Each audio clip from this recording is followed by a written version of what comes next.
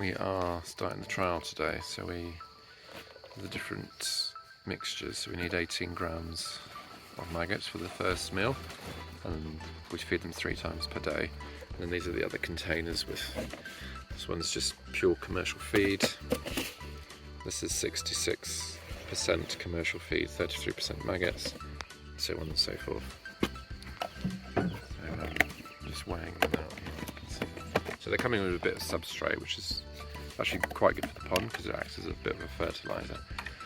But we're going to just, because we were doing a trial, we're going to add 10% just because there's a little bit extra weight which is not coming from the maggots but coming from the substrate. So 1 more gram and we'll be there.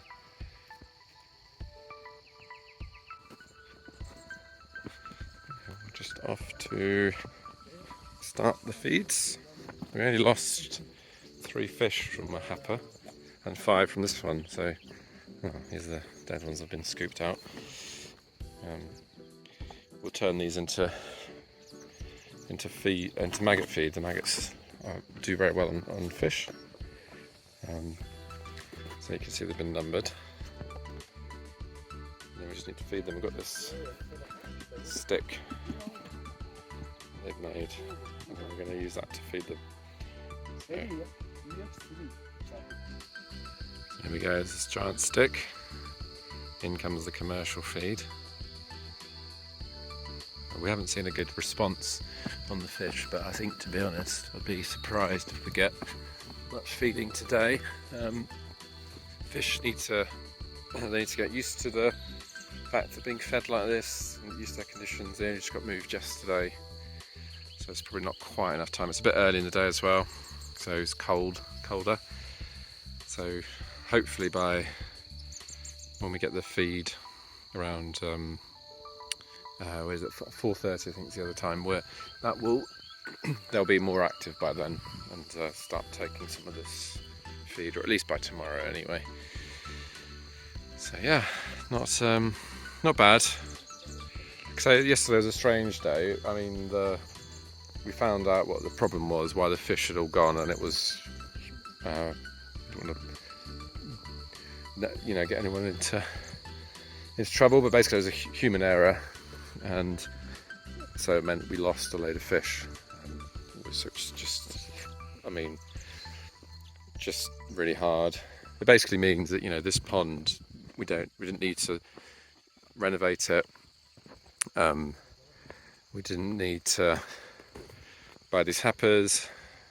We didn't need to buy those extra fingerlings. We didn't need to feed them. There's the potential loss of those fingerlings that we bought that had grown to a certain size. In fact, they were probably only like a month or 2 away from being able to sell, like the smaller fried ones. And yeah, can't sell them. So real shame, but it's just one of those things. And we see just move on from that really. So the grass here is growing quite nicely. Just noticed that, which is good. And still got a bit of work to do on the other sides, but it's looking healthy, and this will take over, and then we'll have plenty of nice green lush ground to go on. See the cow prints, not very happy about that. That happened at Christmas. The herdsman just let the cows in. Again, it's just people love their cows, and so he's like, I'm going to let them in Christmas Day to graze. But of course the issue we've got is we had a pond empty because a cow came in and knocked from those pipes. Thankfully we lost some fingerlings again, but if that happens in one of these ponds, like in this pond, that would be an absolute disaster. So we need to get them to not do that. Yeah, it's going well. I got my family's coming later on with Tommy and Caitlin, our friends from the UK, so it'd be nice to show them around the place. So feeding response, look at that. Doing better than I thought. It's good. Nice to start the day with some good news, like yesterday. Like I say, disappointing, but look at that, they're feeding. Perfect. Yeah, happy. I do feel sorry. There's 3 happers in here that are not getting fed. It's pretty rubbish. But you have to do that as a control. And actually, I mean, they'll eat something because there'll be, you know, some of this green stuff in the water. They'll chomp that down.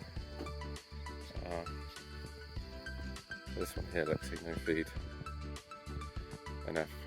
So, but you need a control, because otherwise you could just say, well, maybe they just grew because the fish were eating the stuff in the water, right? So we can prove, well, we've got fish that just had stuff in the water, and this is how they did. And you compare it to the fish that have had commercial feed. And just as a reminder, we've got four diets. We've got some with nothing. We've got some that are taking purely commercial feed, and then we've got 2 that are taking 33% BSF, the rest commercial, and then 66% BSF and the rest commercial. So that's sort of the ratios, or I should say 1/3 and 2/3 for anyone who's pedantic out there about 33 and 66 not making 100. So we are sort of tracking, I think. Happy days, and it's going to be 105 days we're doing this trial, so I think it's 3.5 months, and then we'll see what the growth rate is. The average size yesterday, as we worked out, 40.2 grams. So from now, we'll weigh them every 3 weeks, every 25 days, see mortality. You know, there's probably going to be some mortalities underneath that we can't see, and then we'll go from there. So there are old fish. Ian's given them 4mm.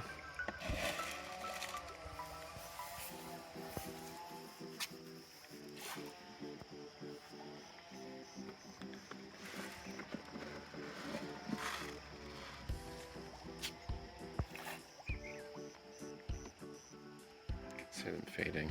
And here, and they're also feeding. We've got some red algae in here, which I don't think's a problem.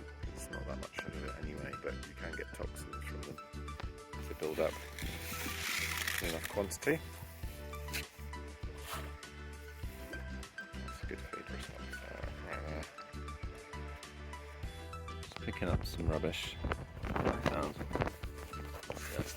This guy's here stuck in some ponds. Get me. Happy.